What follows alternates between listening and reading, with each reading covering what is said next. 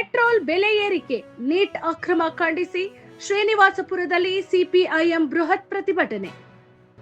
ಕೋಲಾರ ಜಿಲ್ಲೆಯ ಶ್ರೀನಿವಾಸಪುರ ಪಟ್ಟಣದಲ್ಲಿ ಪೆಟ್ರೋಲ್ ಬೆಲೆ ಏರಿಕೆ ಹಾಗೂ ನೀಟ್ ಪರೀಕ್ಷೆಯಲ್ಲಿ ನಡೆದ ಅಕ್ರಮಗಳನ್ನು ಖಂಡಿಸಿ ಸಿಪಿಐಎಂ ಪಕ್ಷದ ವತಿಯಿಂದ ಬೃಹತ್ ಪ್ರತಿಭಟನೆ ನಡೆಸಲಾಯಿತು.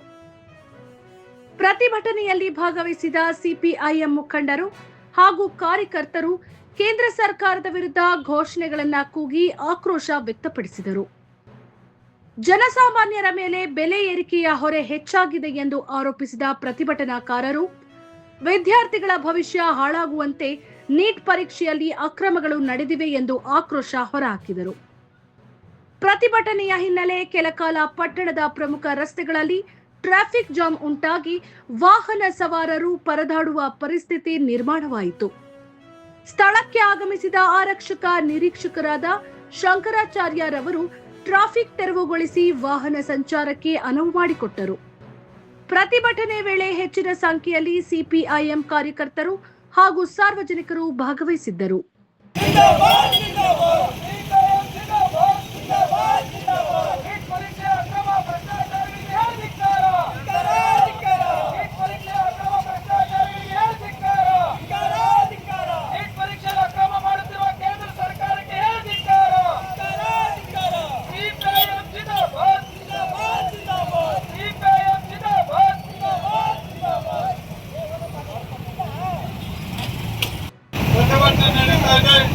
ಈ ಪ್ರತಿಭಟನೆಯನ್ನು ಉದ್ದೇಶಿಸಿ ಸಿಪಿಐಎಂನ ಜಿಲ್ಲಾ ಕಾರ್ಯದರ್ಶಿಗಳಾಗಿರ್ತಕ್ಕಂಥ ಪಿಎಂ ಸೋಮಣ್ಣರವರು 5 ನಿಮಿಷ ಮಾತನಾಡಬೇಕು ಅಂತೇಳಿ ವಿನಂತಿ ಮಾಡ್ತಾ ಇದ್ದೇವೆ.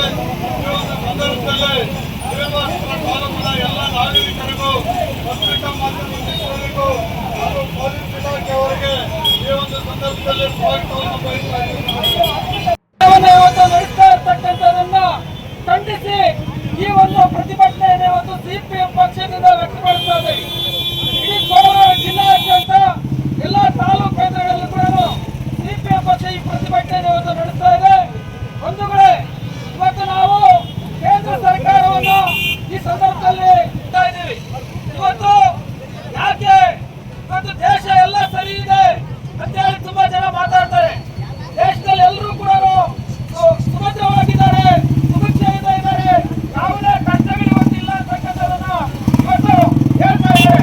ಬಂಧುಗಳು, ಇವತ್ತು ಕೇಳ್ತಾ ಇದ್ದೀವಿ, ಇವತ್ತು ಈ ದೇಶದಲ್ಲಿ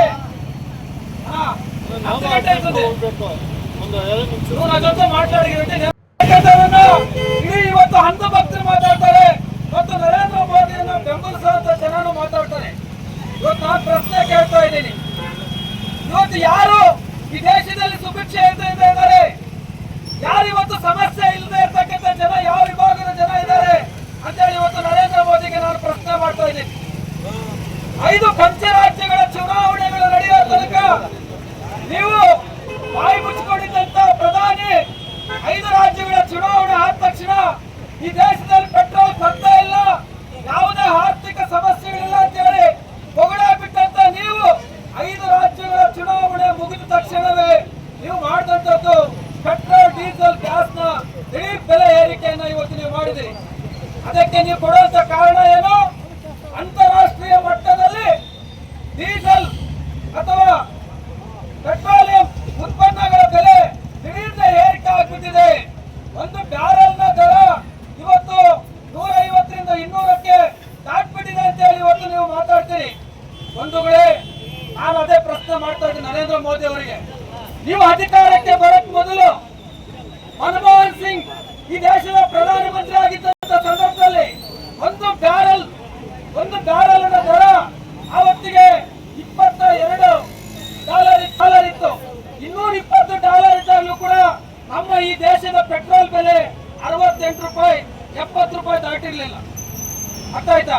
ಹಾಗಾಗಿ ಇವತ್ತು ನಾವು ಕೇಳಬೇಕಾಗಿದೆ, ಏನು 2014ರಲ್ಲಿ ಇವತ್ತು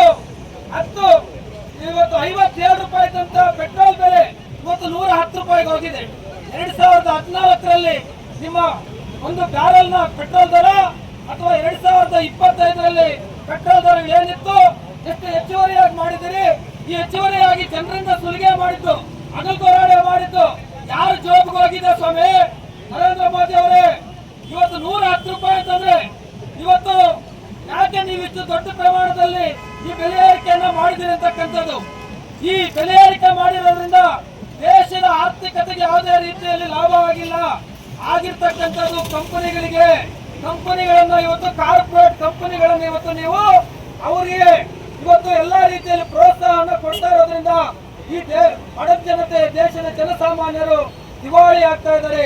ಹಾಗಾಗಿ ಪೆಟ್ರೋಲ್ ದರ ಇವತ್ತು ಇನ್ನೊಂದು ಕಡೆ ಹೆಚ್ಚಾಗ್ಲಿಕ್ಕೆ ಕಾರಣ ಇವತ್ತು ನಮ್ಮ ಭಾರತ ದೇಶದ ಕರೆನ್ಸಿ ಇದಾಗ್ಬಿಟ್ಟಿದೆ, ಕಡಿಮೆ ಆಗ್ಬಿಟ್ಟಿದೆ. ಹಾಗಾಗಿ ನಾವು ಡಾಲರ್ನ ಮುಂದೆ ನಮ್ಮ ಇದು ಸಮಾನತೆ ಬರ್ತಾ ಇಲ್ಲ ಅಂತ ಹೇಳಿ ನೀವು ಹೇಳ್ತಿರಲ್ಲ. 2012ರಲ್ಲಿ UPA ಸರ್ಕಾರ ಇದ್ದಂತ ಸಂದರ್ಭದಲ್ಲಿ ನೀವು 14ರಲ್ಲಿ ಅಧಿಕಾರಕ್ಕೆ ಬಂದಿದ್ದು, ಅದಕ್ಕೆ ಮೊದಲು ಭಾಷಣ ಮಾಡಿದಂತ ಸಂದರ್ಭದಲ್ಲಿ ನೀವು ಏನಂತ ಹೇಳಿದ್ರಿ, ಜಗತ್ನಲ್ಲಿ ಯಾವುದು ಪಾಕಿಸ್ತಾನವನ್ನು ಉದಾಹರಣೆ ತಗೊಂಡು ಪಾಕಿಸ್ತಾನದ ರೂಪಿ ಬಿದ್ದೋಗಿಲ್ಲ, ನೇಪಾಳದ ರೂಪಾಯಿ ಬಿದ್ದೋಗಿಲ್ಲ, ಶ್ರೀಲಂಕಾದ ರೂಪಾಯಿ ಬಿದ್ದೋಗಿಲ್ಲ, ಬಾಂಗ್ಲಾದೇಶದ ರೂಪಾಯಿ ಬಿದ್ದೋಗಿಲ್ಲ, ಭಾರತ ದೇಶದ ರೂಪಾಯಿ ಬಿದ್ದೋಗ್ಬಿಟ್ಟಿದೆ ಡಾಲರ್ ಮುಂದೆ ಅಂತೇಳಿ ನೀವು ಬೊಗಳೆ ಹೊಡೆದಂತ ನರೇಂದ್ರ ಮೋದಿ ಅವರು ಇವತ್ತು ಏನ್ ಪರಿಸ್ಥಿತಿ, 68 ರೂಪಾಯಿ ಇದ್ದಂತ ರೂಪಾಯಿನ ಇವತ್ತು ಡಾಲರ್ ಎದುರುಗಡೆ ಬೆಲೆ ಇವತ್ತು ಎಷ್ಟಕ್ಕೆ ಹೋಗಿದೆ, 96 ರೂಪಾಯಿಗೆ ಹೋಗಿದೆ. ಯಾಕೋಯ್ತು ಅಂದ್ರೆ ನಿಮಗೆ ಅದನ್ನ ಒಂದು ರೀತಿಯಲ್ಲಿ ಕಡಿಲಿಕ್ಕೆ ಸಾಧ್ಯ ಇಲ್ವಾ?